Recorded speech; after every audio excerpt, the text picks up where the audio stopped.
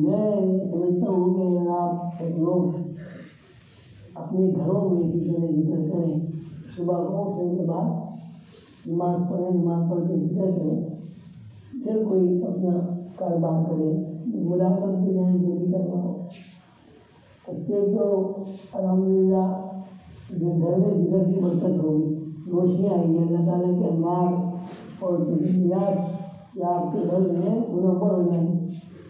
دوسری بات یہ ہے کہ آپ کے بچوں کے کانوں میں ذکر کی آواز پڑے، ابھی سے وہ بچے اللہ کے ذکر کرنے کے عادی ہو جائیں گے۔ ضروری نہیں ہے کہ آپ اپنے بچوں کو بھی ذکر کریں، اس لیے کہ صبح اسکول کا وقت ہوتا ہے، بھاگ دوڑ کا وقت ہوتا ہے، کہ آپ اپنے ایک مخصوص گوشہ مقرر کر کے کہ جیسے آپ یہاں ذکر کرتے ہیں وہاں ذکر کریں۔ اس سے یہ بھی ہے کہ محلے پڑوس میں بھی ذکر کی آواز جائے گی، وہ بھی ایک برکت کا ذریعہ ہے۔ تو انشاءاللہ آپ سب لوگ اس بات کی کوشش کریں کہ صبح کا بھی یہاں ذکر کرتے ہیں آپ فجر کی نماز کے بعد، اسباق سے پہلے، اسباق کے بعد، جیسے جو زیادہ بہتر ہے فجر کے بعد پہلے ذکر کریں، پھر اپنا جو تھوڑا سا جو اسباق ہے وہ پڑھ کے مراقبہ کریں، اس کے بعد پھر کئی بار کام ہو جائے۔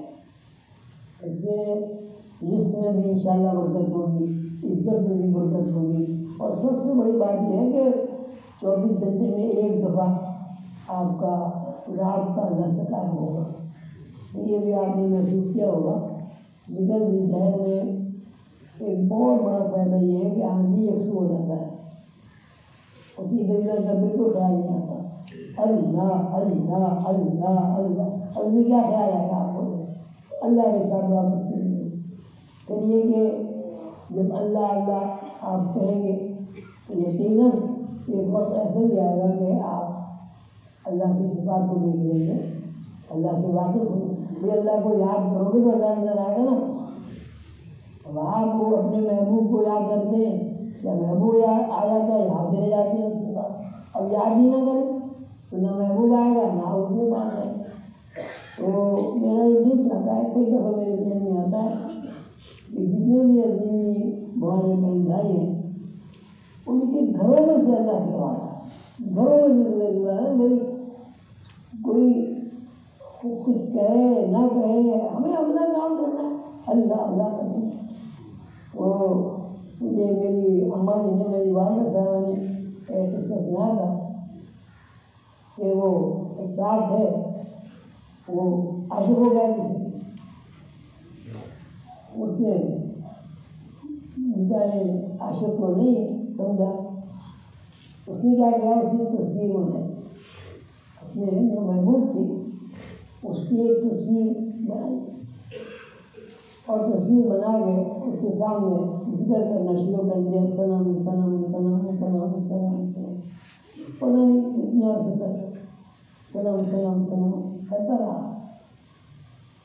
تو ایک دفعہ اتفاق سے سنم کی جگہ اس کی زبان سے نکلا سمد سمد سمد سمد سمد سمد، وہ اللہ تعالیٰ نے اس کو قبول کر لیا، کہا لبیک لبیک یا عبدی لبیک۔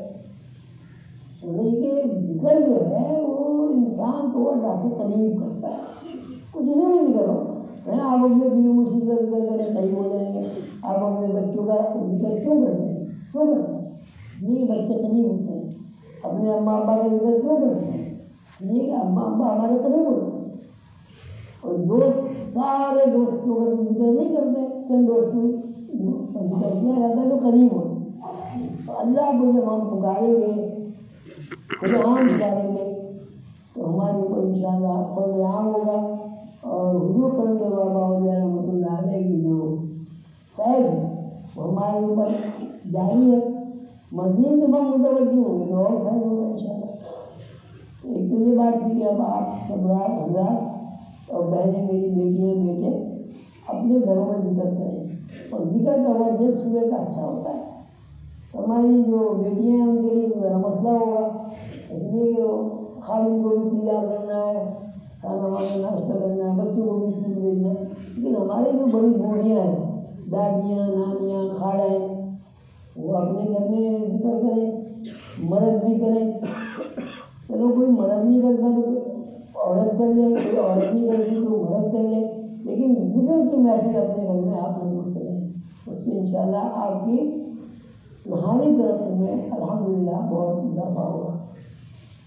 دوسری بات یہ ہے کہ انسان کے اندر جو بنیادی کمزوری ہے وہ ہے تو بہت ساری، لیکن اگر 3 کمزوریوں کو پکڑ لیا جائے اور 3 کمزوریوں کو دور کرنے کی کوشش کی جائے، پریکٹس کی جائے، تو روحانیت کا راستہ بہت زیادہ آسان ہو جاتا ہے.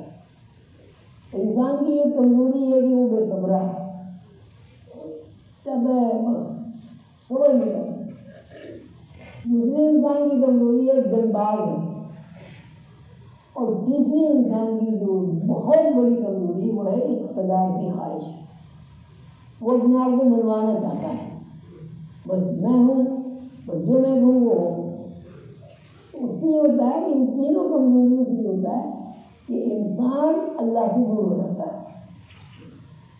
اس لیے کہ جب بھی کسی انسان کے اندر اقتدار کی خواہش ہوگی، اقتدار کی خواہش تو سبھی کے اندر ہوتی، لیکن وہ اپنے اقتدار کو منوانا چاہے گا تو اس کے اندر کبر ضرور آئے گا. اچھا، اقتدار کی 2 صورتیں ہیں. ایک صورت تو یہ کہ آپ منیجر ہیں کہ نہیں، آپ اپنے جو اسٹاف ہے اس سے اپنی بات منوانا چاہتے ہیں، تو یہ کبر میں نہیں آتا. اس لیے اگر آپ اسٹاف سے اپنی باتیں نہیں منوائیں گے تو آپ کا کاروبار نہیں چلے گا، لوگ مصر ہو جائیں گے. یہ ایک ضرورت ہے اپنی بات منوانے کے لیے، تاکہ کاروبار حیات چلتا رہے، کمپنیاں چلتی رہیں، ہوٹل چلتے رہیں، ادارے چلتے رہیں. ایک یہ کہ آدمی اپنے آپ کو بڑا سمجھے، اور بڑا سمجھ کے وہ یہ کہہ نہیں بس میں بڑا ہوں، بس میری ہی بات نا. مان لیجیے جیسے ہمارے یہاں جتنے خاندان قبیلے ملاتے ہیں اس میں یہ بات بہت زیادہ کہ بس اب تو زبان سے نکل دیا، بس اب ایسے ہی ہوگا. اس میں لڑائیاں بھی ہو جاتی ہیں، اس میں نفرت بھی ہو جاتی ہے، اس میں شادی بیاہ میں بھی جانا پڑتا ہے، سب کو پتا ہے.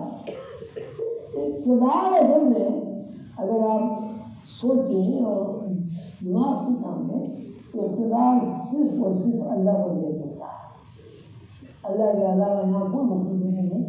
تو ایسی ہے کہ اقتدار کی خواہش جتنی بھی آپ کم کر دیں گے، اقتدار سے مراد کبر، بڑائی، اپنے آپ کو جائز ناجائز منوانا، غصہ کرنا، غصہ بھی نہیں آتا ہے جب آدمی کے اندر اقتدار کی خواہش ہے.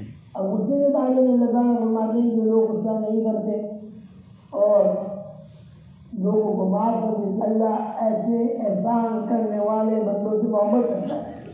ٹھیک ہے، اب یہ بتاؤ جو لوگ غصہ کرتے ہیں اور لوگوں کو معاف نہیں کرتے، اللہ ایسے بندوں سے محبت نہیں کرتا. سیدھی بات ہے. تو ایک غصے سے ایک تو آپ کو جسمانی بیماری لاحق ہوگی، بلڈ پریشر ہائی ہوگا، معدہ خراب ہوگا، نیند اڑ جائے گی، اور انتقام کے جذبے میں سارے دن گھومتے رہیں گے. اور دوسرا سب سے بڑا نقصان یہ ہے کہ اللہ کی محبت سے محروم ہو جاؤ. تو فائدہ کیا ہوا غصہ کرنے کا؟ کوئی نہیں فائدہ بتاؤ. یہ بچوں کو ڈانٹ ڈپٹ کرنا یہ غصے میں نہیں آتا، لیکن وہ خام خواہ بچوں کو لے کے دھڑک دینا، لکڑی سے مار مار دے تو اس کی ٹانگیں توڑ دینا، یہ غلط ہے.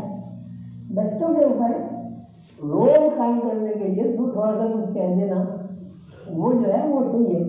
وہ ہمارے بزرگ یہ کہا کرتے تھے، پتہ نہیں آج کے بزرگ کہتے ہیں نہیں کہتے کہ بچوں کو کیا نوالا کھلاؤ، سونے کا نوالا کھلاؤ. بچے کو سونے کا نوالا کھلاؤ اور شیر کی نظر سے دیکھا. تو میں نے اپنی اماں سے کہا کہ آپا جی یہ تو جب وہ شیر کی نظر سے بکری کے سامنے شیر کو کر دو تو سارا کھا لیا نکل جائے گا، سونے کا نوالا.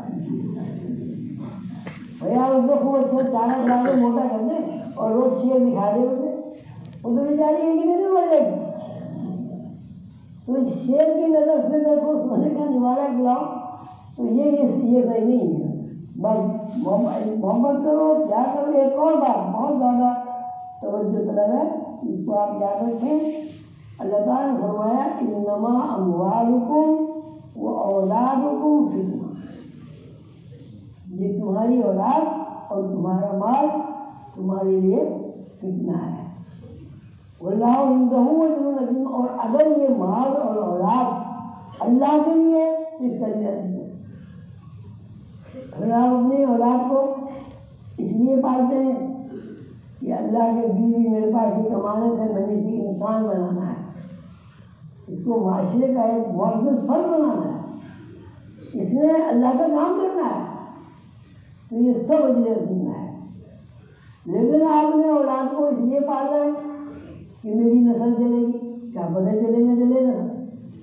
اولاد کو اس لیے پالنا ہے کہ میرے بڑھاپے کا سہارا بنے گا، میری لاٹھی بنے گی. اور آپ کو اس لیے پالنا ہے کہ بھئی میرا نام پیدا کرے گا دنیا میں. یہ سب فتنہ ہے. ہماری اولادیں، ہمارا مال اللہ کا دیا ہے، ہمارا اس میں کوئی عمل دخل نہیں. اگر اللہ نہ چاہے تو ہماری اولاد نہیں ہو سکتی. بہت سارے ایسے کیسز ہیں کہ چیک اپ ہوتا ہے، نہ باپ میں کوئی نقص ہے نہ ماں میں کوئی نقص ہے، اولاد نہیں ہوتی. بہت سارے کیسز ہیں، دعائیں مانگتے ہیں اور کیا کرتے ہیں اور اللہ تعالیٰ فضل کر دیتا ہے. تو وہ آپ کے ڈاکٹر صاحب بھی کہتے ہیں حکیم بھی یہ کہتے ہیں بچے انتظار کرو، اللہ سے دعا کرو.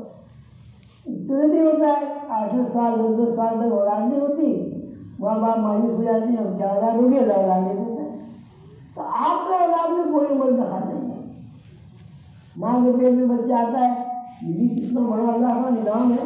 دیکھیں ماں کے پیٹ میں بچہ پرورش بھی پا رہا ہے، شکل و صورت بھی بن رہی ہے، وزن بھی بڑھ رہا ہے، اور اللہ تعالیٰ نے ماں کو اتنی صلاحیت بھی دی کہ قرآن پاک میں اپنی ماں کا احترام کرو، یہ تمہیں اپنے پیٹ میں لیے پھری، تمہارا بوجھ لیے پھری.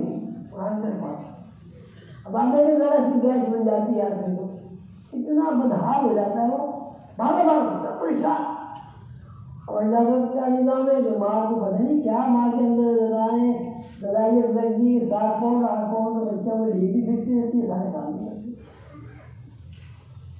اللہ فرماتے ہیں قرآن پاک میں هو الذی یصورکم فی الارحام، دیکھو تمہارا اللہ کتنا بڑا ہے، یہ ماں کے پیٹ میں کیسی کیسی تصویریں بناتا ہے. اے بچے ہوئے کیسی خوبصورت تصویریں ہیں. تو اولاد کی آپ پرورش کریں، خوب ان سے پیار کریں، لاڈ کریں، لیکن یہ سمجھ کے کہ یہ اللہ کی امانت ہے. اللہ نے ہمیں کھلونے دیے اور ہمیں خوش کرنے کے لیے گھر میں ایک بچہ آ جائے تو ماں باپ تو خوش ہوتے ہی ہیں، سارا محلہ دیکھنے آیا خوش ہوتے ہیں. تو یہ اولاد کی پرورش کرنا ماں باپ کی ذمہ داری ہے، اولاد کی صحیح تربیت کرنا والدین کی ذمہ داری ہے. حضور قندر بابا نے مجھ سے فرمایا تھا کہ اللہ تعالیٰ کے یہاں اولاد کے لیے باس پوچھ ہوگی. اللہ یہ نہیں پوچھیں گے کہ تم نے اولاد کو کیا کھلایا تھا، کیا پہنایا تھا.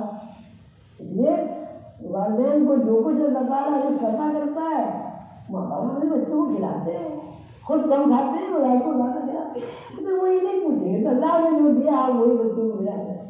اللہ تعالیٰ یہ پوچھیں گے نا ہم نے تمہیں بیٹا دیا تھا، ایک بیٹی دی تھی، تم نے اس کو انسان بنایا یا حیوان بنایا، تم نے اس کی تربیت کیسی کی. اب دیکھیں اگر ہم نے اب اولاد کی تربیت ایسی کی ہے کہ وہ دنیا کے علاوہ اس کو کچھ کام آپ نے سکھایا ہی نہیں، اللہ رسول کا نام ہی نہیں سکھایا، اللہ سے قریب ہونے کے لیے کوئی اس کے ساتھ محنت ہی نہیں کی، آپ وہاں کیا جواب دیں گے. ایک اور عجیب بات حضور نے فرمائی تھی کہ آپ اس بات کو ہمیشہ دھیان میں رکھیں کہ اللہ تعالیٰ آپ سے آپ کے جسم کا بھی حساب لے گا کہ ہم نے تمہیں اتنی خوبصورت تصویر بنا کے بھیجا دنیا میں، تم دنیا میں اتنے غرق ہو گئے کہ تمہاری نیند بھی ہو گئی، اب بس پیسہ پیسہ پیسہ پیسہ، کام صبح کام شام کام رات کام، تم بیمار ہو گئے، تم بد شکلے ہو گئے. بس سورج ہو گئے. اب دیکھیں نا آپ جب دنیا میں زیادہ اجتماع کریں گے تو ظاہر ہے آپ بیمار ہوں گے تو شکل بھی تو خراب ہوگی. صحت مند آدمی کی شکل اچھی ہوتی ہے, بیمار آدمی کی شکل اچھی. تو وہاں جب آپ بری صورتوں سے اللہ کے سامنے پیش ہوں گے تو اللہ تعالیٰ اس کا حساب لیں گے. آپ بولیے اللہ میاں ہم تو روزی کما رہے تھے, تو اللہ تعالیٰ فرمائیں کہ ان اللہ یرزق من یشاء بغیر حساب. ہم نے بتا دیا تھا تمہیں 1,24,000 پیغمبروں کے ذریعے ہم تمہیں بتا دیا تھا کہ رزق ہم دیتے ہیں, بے حساب دیتے ہیں. اور ایک بات اور ذہن نشین رکھیں, 24 گھنٹے کے دن رات ہوتے ہیں, 8 گھنٹے رزق کمانے کے, 8 گھنٹے سونے کے, 8 گھنٹے بیوی بچوں میں رہنے کے اور خاندانی معاملات کو کرنے کے سمجھانے کے. اب صورت حال ہماری ہے کہ ہمیں نہ سونے کا وقت ملتا ہے, نہ بیوی بچوں کے پاس بیٹھنے کا وقت ملتا ہے. بس پیسہ پیسہ پیسہ. کتنا پیسہ آپ کما دیں گے؟ آپ 20 روٹی کھا لیں گے, روٹی تو وہی کھائیں گے. یہ جو اس زمانے میں یہ جو 3 شفٹ اور 2 شفٹ اور صبح سے رات تک آدمی, صبح نکلتا ہے آدمی 8-9 بجے نکلتا ہے, رات کو 10-11 بجے گھستا ہے. اور لیکن جب آپ دنیاوی حساب میں دیکھتے تو ہر جگہ 8 گھنٹے کی ڈیوٹی, مزدور کی بھی ڈیوٹی 8 گھنٹے کی, سرکاری ملازمت کی بھی ڈیوٹی 8 گھنٹے کی, کہیں کسی کمپنی میں آپ جائیں وہاں بھی 8 گھنٹے کی ڈیوٹی. تو وقت کو تقسیم کرو, دنیا میں غرق نہ ہو جاؤ. تمہیں جو رزق ملنا ہے وہ ملے گا, بس بات اتنی سی ہے کہ آپ کو جدوجہد کرنی ہے. جدوجہد اس لیے کرنی کہ اللہ تعالیٰ جمود نہیں چاہتے, حرکت چاہتے ہیں. کوشش تو چڑیا نہیں کرتی, کبوتر نہیں کرتے, بھیڑ بکریاں صبح کو نکلتی سارے دن پھرتی رہتی, وہ جدوجہد نہیں کرتی ہے. وقت کی تقسیم کرو, 8 گھنٹے سو, کسی بھی صورت سے سو, 8 گھنٹے سو, چلو 8 نہیں تو 5 گھنٹے ضرور سو, ورنہ آپ نہ دنیا کے کام ہیں نہ دین کے کام ہیں.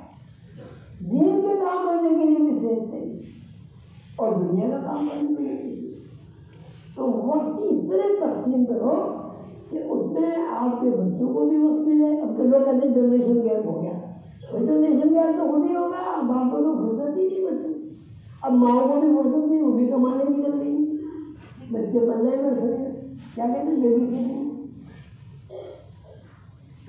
آپ اپنے بارے میں, اپنے بھائیوں کے بارے میں, اپنے عزیزی بھائیوں کے بارے میں یہ سوچیں اور ایک دوسرے کو